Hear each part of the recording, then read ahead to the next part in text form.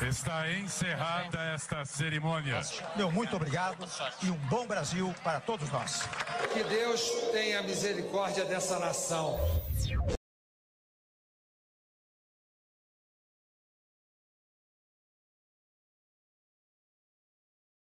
Outra notícia que está aí bombando nas redes e ontem também nos telejornais, enfim, o presidente Temer finalmente respondeu as perguntas ao inquérito, não, como é que chama? O questionário da Polícia Federal no processo que investiga a suspeita de venda de medidas governamentais que favoreceram o Porto de Santos.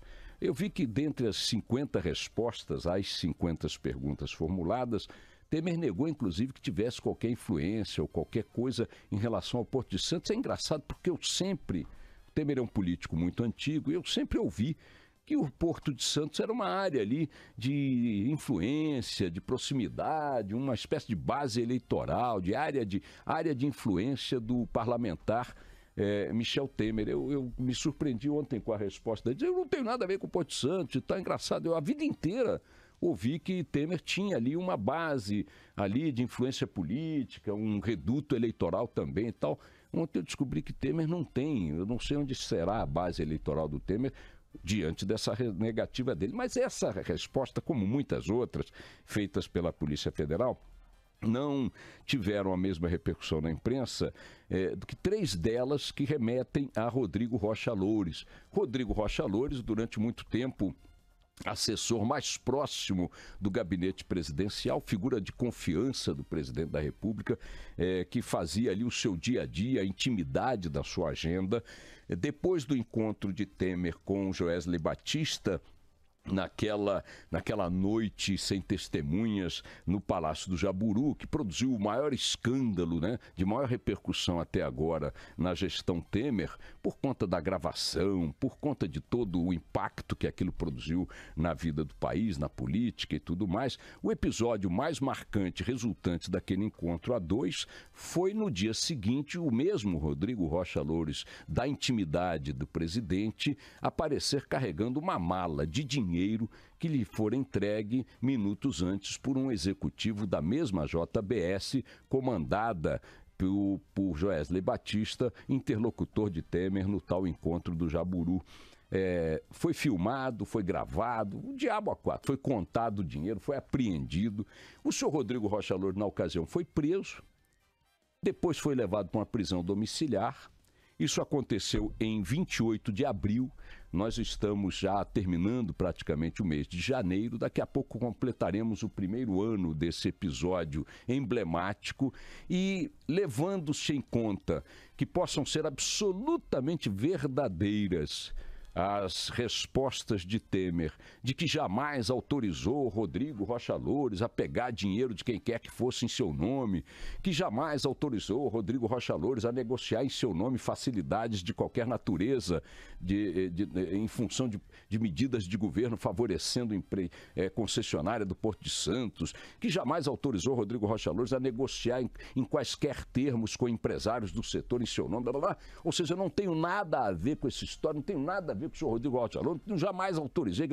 Fica a seguinte questão: há quase um ano, um parlamentar, assessor de absoluta intimidade e de confiança do mandatário da República, senhor Michel Temer, foi flagrado com uma mala de dinheiro vivo, entregue por um empresário ligado a um grupo criminoso, cujos proprietários estão na cadeia, e até agora ninguém tem uma resposta para isso.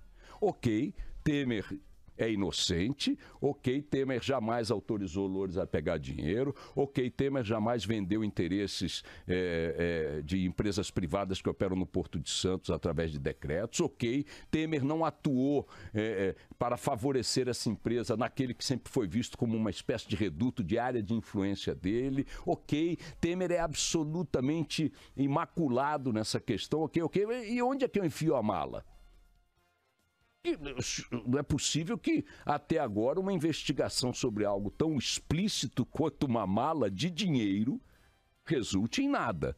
E quando eu digo nada, é porque eu acho nada que Rodrigo Rocha Loures esteja em prisão domiciliar, usufruindo de confortos que qualquer prisão domiciliar naquele padrão concede, e que um escândalo dessa dimensão, dessa magnitude, esteja aí patinando numa apuração que, pelo menos, eu até entendo que se você tem um crime que envolve uma perícia química, sabe, uma confrontação de digitais, um DNA, e aí tem uma contestação, tem um teste de laboratório, ou um crime que não tem evidências, um crime que não tem flagrante, mas esse crime tem flagrante, tem mala, tem dinheiro, tem filme, tem áudio. Então é o seguinte, ok, Rodrigo Rocha Loures não fez nada em nome do Temer, fez o quê então? Porque já que não foi em nome do Temer, perguntem ao Rodrigo Rocha Loures o que ele estava fazendo com a mala de dinheiro.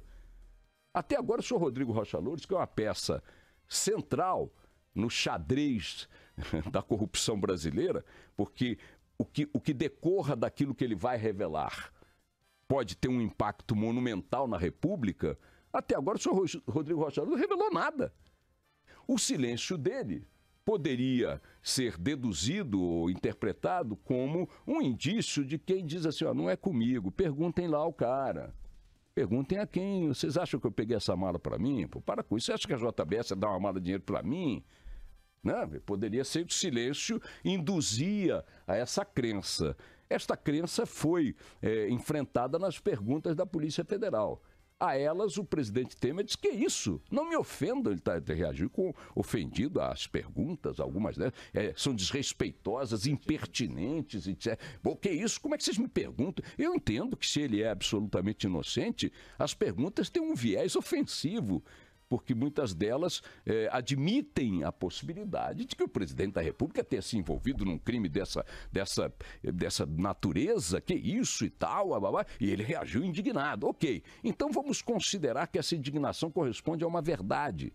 Ele não tem nada a ver com a mala. Mas então, me desculpem, alguém tem que dizer para quem era aquela mala, por que foi dada aquela mala. E esse alguém é o senhor Rodrigo Rocha Loures. E o senhor Rodrigo Rocha Loures está nas mãos da Justiça, da Polícia, desde 28 de abril, praticamente. Desde abril, final de abril do ano passado, vai fazer um ano, até agora ninguém perguntou, ninguém conseguiu saber do senhor Rodrigo Rocha Loures. Agora, é claro, bota o cara em casa, 3 refeições quentinhas por dia, dormindo com pijama de seda, vendo Netflix, filme pornô, entendeu? Brasileirinhas e tal. Eu não vou contar mesmo, para que eu vou contar? Me deixa aqui quieto, já devolvi o dinheiro, vida que segue e tal. É um fenômeno. Eu ontem estava imaginando que as perguntas que só vieram a público ontem, diante da divulgação das respostas, teriam elementos ali factuais que criassem um pouco mais de dificuldade para a construção de uma resposta que não correspondesse à verdade. Seu fulano, há digitais na mala suas. Seu fulano, o dinheiro foi não sei o quê. Seu fulano, tem uma declaração do Loures no processo que não sei o quê. Eu também não sei se a forma um pouco difusa como as coisas foram colocadas nas perguntas da Polícia Federal fazem parte de uma técnica de interrogatório e tal. Agora, ok, o Temer diz, jamais autorizei Rocha Loures a pegar dinheiro ou a negociar com empresários. Aí tem no depoimento do empresário uma informação com uma gravação dizendo que tem...